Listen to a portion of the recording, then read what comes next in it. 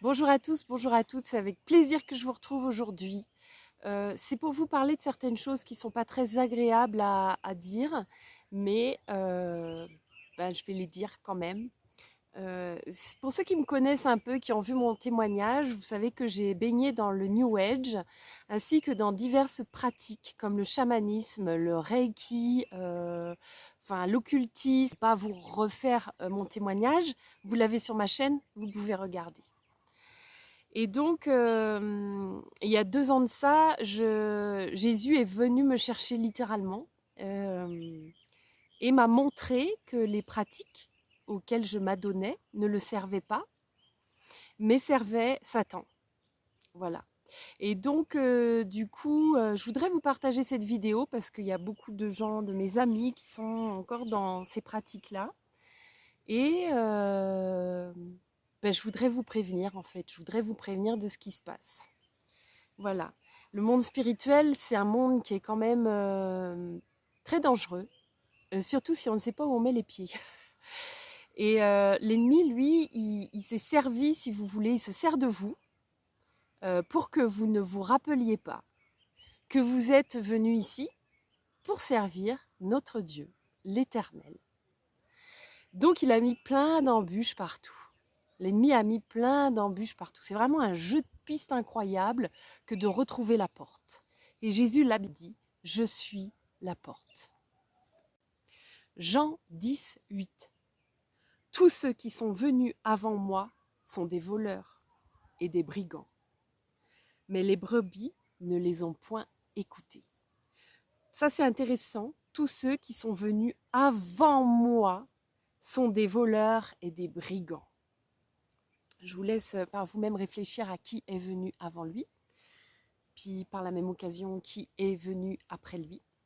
Donc là, on va parler du New Age et de toutes les pratiques qui sont liées au New Age. Ça en va englober tout ce qui est la méditation, le yoga, le channeling, la médiumnité, les tarots, les iti, le karma, la réincarnation, la kundalini, le chamanisme, les flammes violettes jumelles, les anges, les archanges, tout ça en fait, tout ce qui va englober le New Age. Parce qu'il a pris plein et c'est vraiment étendu en fait. Donc ce qu'il faut savoir, ce qui est intéressant de savoir, c'est que depuis quand est-ce que est arrivé le New Age? Le New Age a été apporté par Helena Blavatsky en 1875.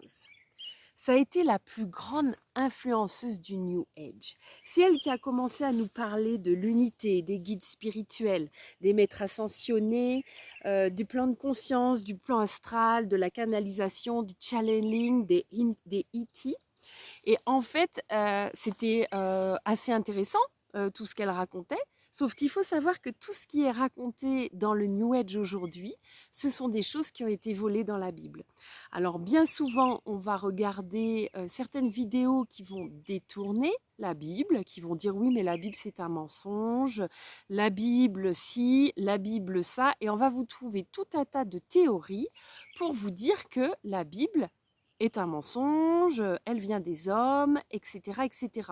Donc si la Bible est un mensonge, je vous demande pourquoi est-ce qu'à ce moment-là, plein de gens se sont accaparés des enseignements de la Bible, les ont transformés, en ont fait un package très intéressant à lire, très attirant, et ont signé de leur propre nom.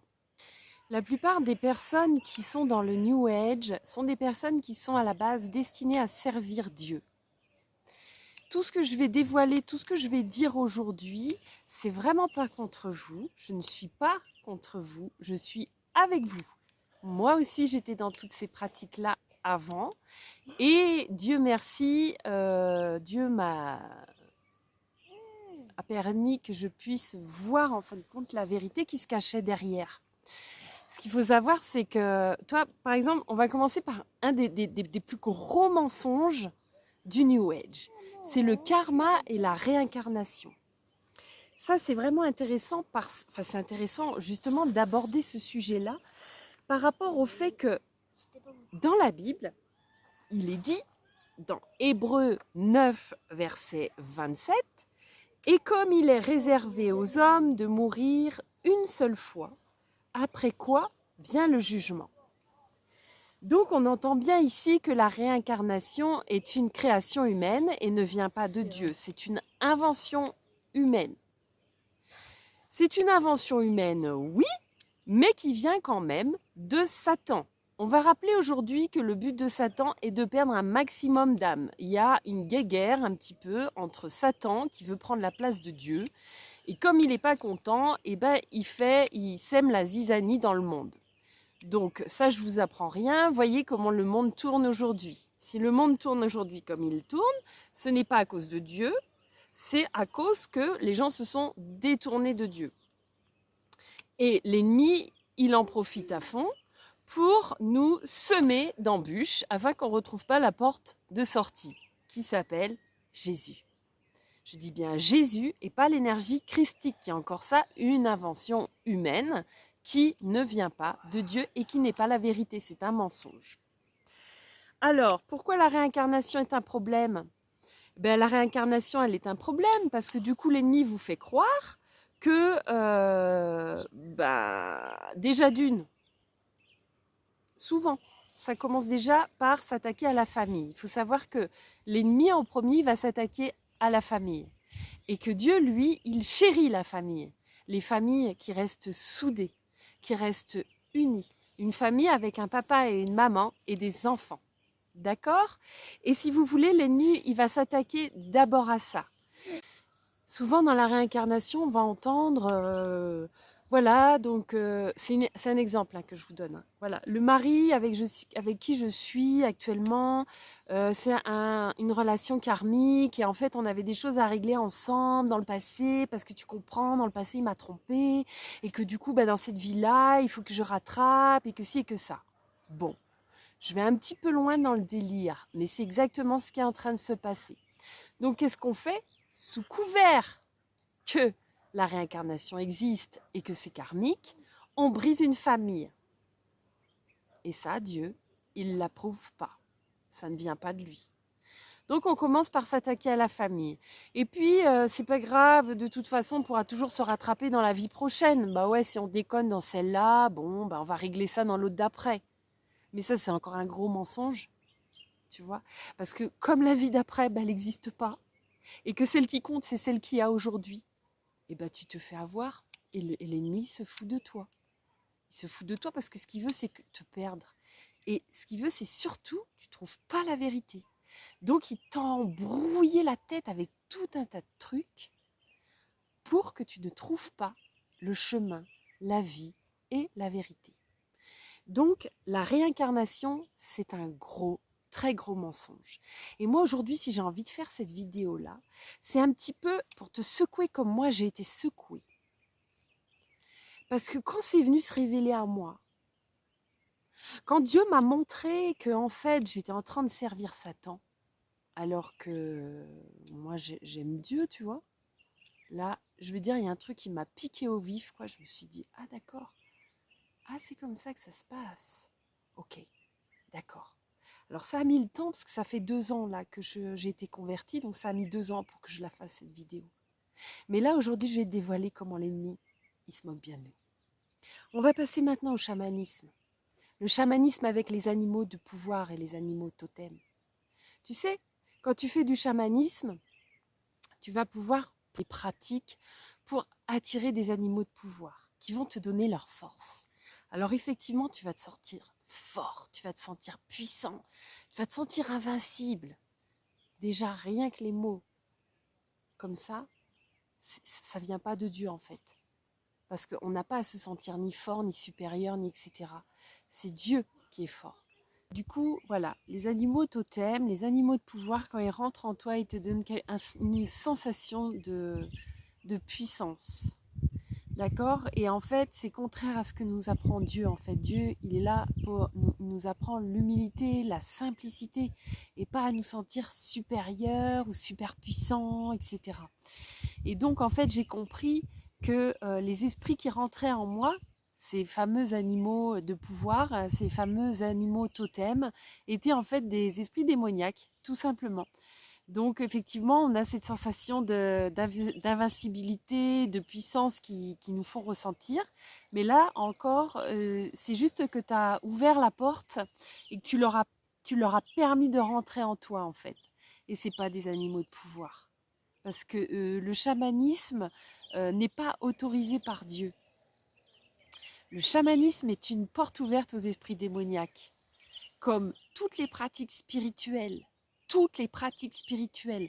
Tout est écrit là-dedans. C'est le manuel pour pouvoir ne pas te perdre dans ce monde qui part complètement à la dérive. Le manuel, il est là. Et c'est à ça qu'il faut s'accrocher pour voir quels sont les pièges que l'ennemi il a mis dans ta vie pour te perdre. Alors, maintenant on va parler des flammes jumelles. Les flammes jumelles, c'est hyper dangereux. Ça détruit des familles entières.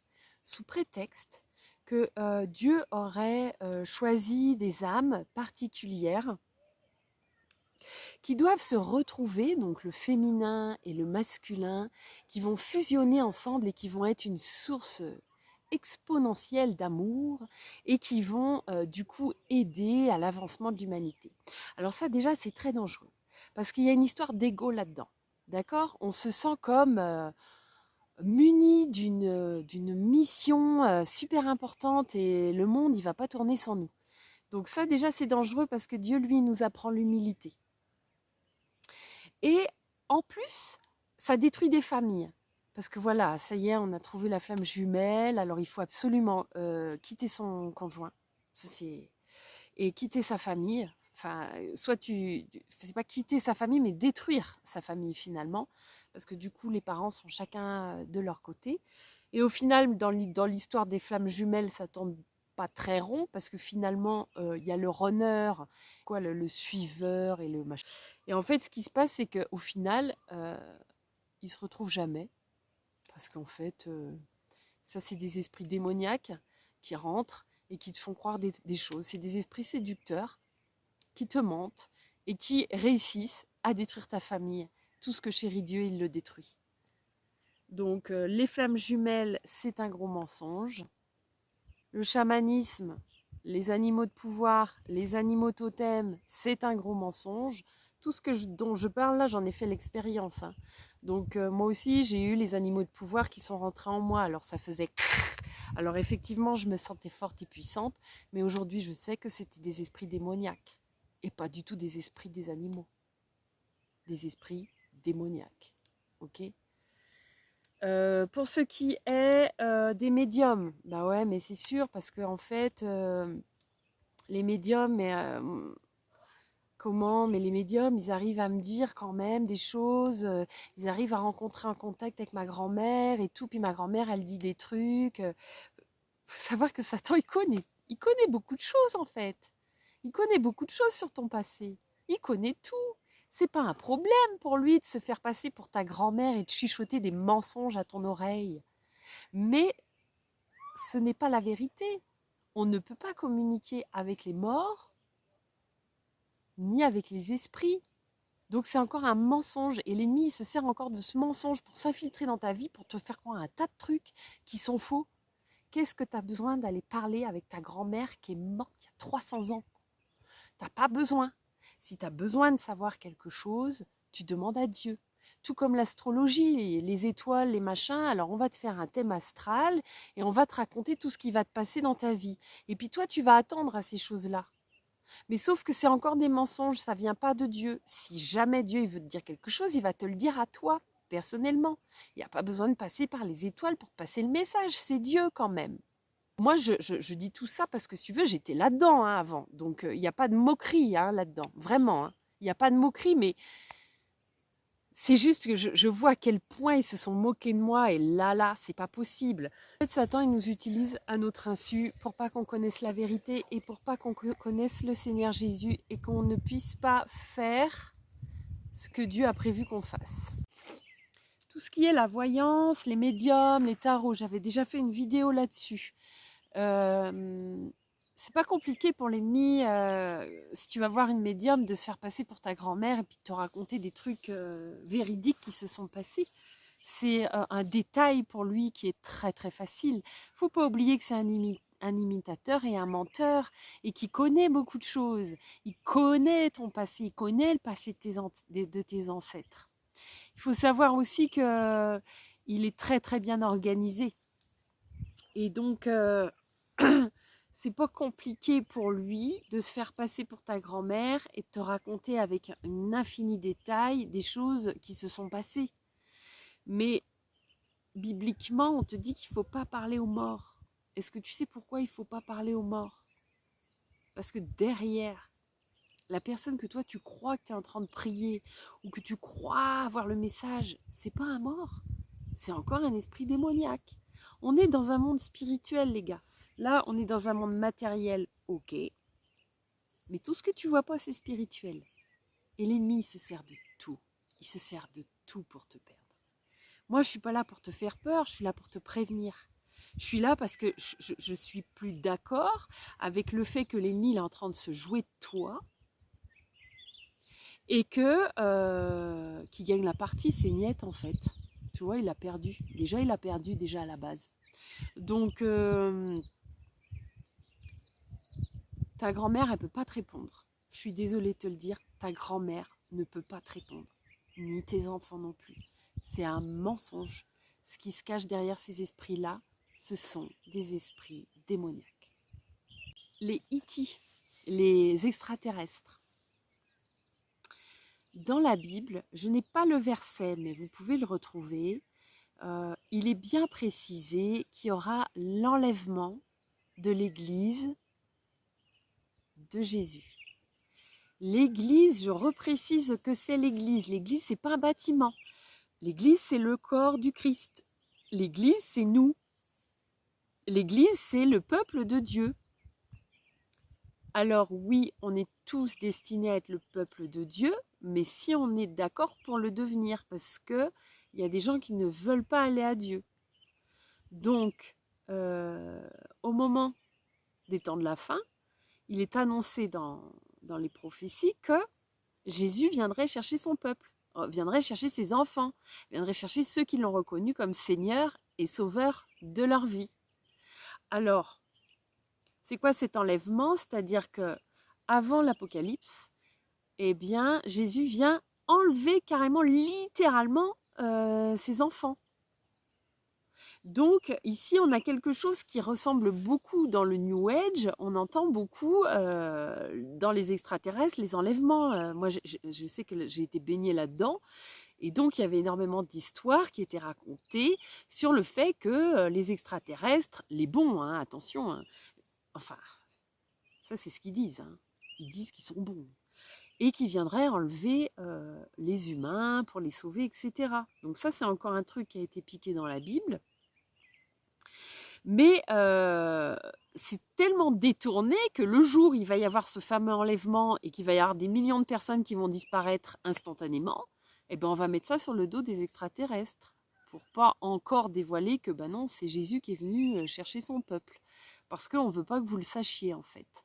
Donc les histoires de E.T. et d'enlèvement, je répète, ça vient pas de Dieu. Ça vient encore de l'ennemi qui met encore ses pièges et ses obstacles partout, qui bûche et qui rebûche partout. Et donc, en fait, les soi-disant E.T.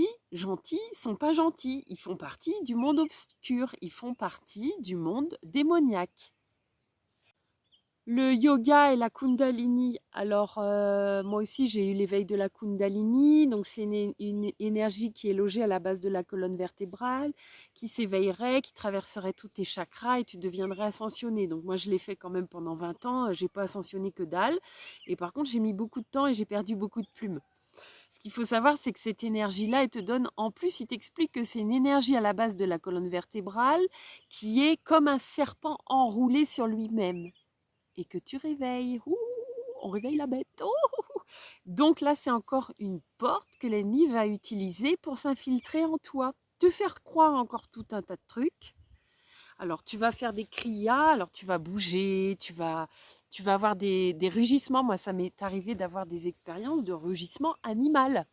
Ça, c'est pas chamanisme, c'est pas dans le chamanisme, C'est dans le yoga, mais n'empêche que ces mêmes esprits, ils étaient encore là. Et c'était pas quelque chose de très glorieux, tu vois. C'est pas quelque chose de... Tu sais, quand t'as l'animal de pouvoir, ou quand t'as ces choses-là qui rentrent en toi, ça respire pas la sainteté, hein. Ça respire plutôt quelque chose d'assez primaire et d'assez agressif, j'ai envie de te dire. En gros, je vais te la faire en gros. Toutes les pratiques spirituelles qui sont pas écrites dans la Bible viennent de Satan. La prière, au nom de Jésus, pas de souci. La louange, tu loues le Seigneur, c'est top. Mais toutes les autres pratiques spirituelles sont des pratiques qui vont ouvrir des portes à l'ennemi. Et ça, l'ennemi, il veut pas que tu le saches. Il veut pas que tu le saches. Il veut te garder pour lui. Et il veut surtout que tu ne serves pas Dieu. Parce que quand tu vas comprendre ce qui se passe réellement, mais si tu es comme moi, ça va un tantinet t'agacer. Parce que moi, j'avais ce côté quand même un peu guerrière quand même. Parce que Dieu, il a mis ça en moi, ce côté un peu guerrière. Donc quand ça va se réveiller en toi, tu vas dire, ah ouais, ah c'est comme ça, ah tu t'es joué de moi, attends. J'ai un petit compte à régler avec toi. La conclusion sur cette vidéo, c'est que dans le New Age, tu n'auras pas l'équipement pour servir Dieu et la lumière. Dans le New Age, on sert Satan et l'ombre. Je suis désolée hein, vraiment, mais c'est pas... Je te le dis, c'est comme ça, c'est tout. C'est un fait. Donc, soit tu reviens à ton Père. Je vais finir sur Éphésiens 2, 1, 2. Quand tu ne connaissais pas Christ,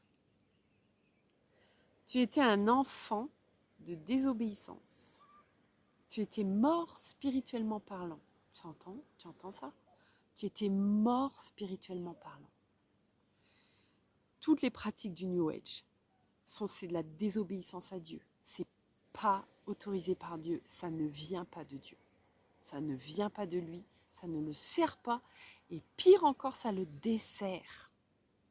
Ça le dessert. Je suis consciente que cette vidéo, elle n'est pas facile à entendre. Et sachez qu'elle n'a pas été facile pour moi à faire. Que moi, je vous souhaite vraiment le bien. Je vous souhaite le meilleur. Je vous souhaite que, comme à moi, ben, vous soyez prévenus, que vous entendiez, que vous compreniez et que vous fassiez vos recherches. Il n'est plus que temps que vous fassiez vos recherches. Et vous avez été préparés pour tout ça, vous allez y arriver. Si jamais il y a certainement des gens qui ont entendu ce message et qui sont révoltés, qui sont en colère, qui ne sont pas contents, sachez que c'est pas vous, c'est ce qui se cache en vous qui est pas content. C'est lui qui vous fait croire que ce que je dis c'est faux et c'est un mensonge. Donc essayez de bien discerner et d'entendre ce que la voix de l'ennemi, elle essaye de vous chuchoter encore. Il est plus que temps de faire votre choix, il est plus temps de choisir Jésus comme Seigneur et Sauveur parce qu'il revient vraiment bientôt. Dans la Bible, il dit que Jésus nous explique que nous, on n'est pas du monde en fait. On vient dans le monde, on est envoyé dans le monde, mais on n'est pas de ce monde. Il a dit qu'il nous envoie pour faire des nations, faire de toutes les nations des disciples, les baptisant, au nom du Père, du Fils et du Saint-Esprit. Vous guérirez les malades, vous chasserez les démons.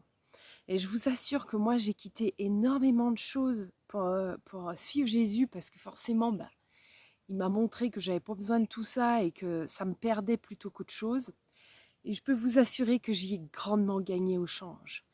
Je vous assure qu'il y a des choses dont on ne connaissait, qu'on ne connaît pas et qui sont vraiment immenses. Ne serait-ce que déjà d'être en relation avec votre Père, déjà de vous confier en lui, déjà de l'entendre vous parler, de sentir sa présence qui est là, Il est là avec vous, il vous soutient, il vous guide.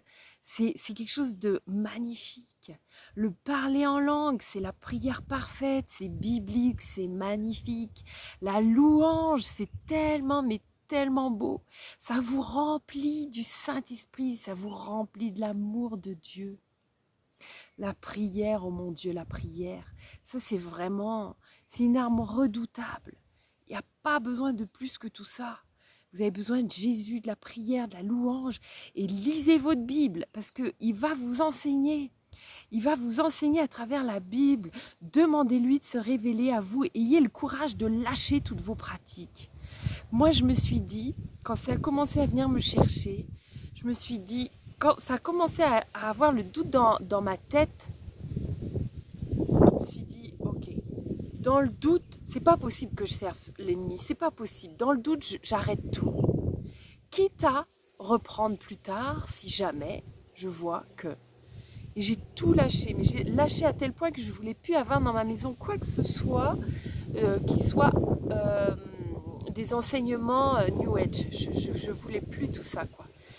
Et donc, lâchez tout ça, parlez à Dieu, lisez votre Bible et vous allez voir ce qui va se passer. Il va se passer des belles choses pour vous. Confiez-vous en votre Père, appelez-le, demandez à Jésus de se révéler à vous. Demandez-lui de se révéler à vous, il va le faire. C'est un bon Père, il attend que ça. Soyez tous bénis dans le nom puissant de Jésus.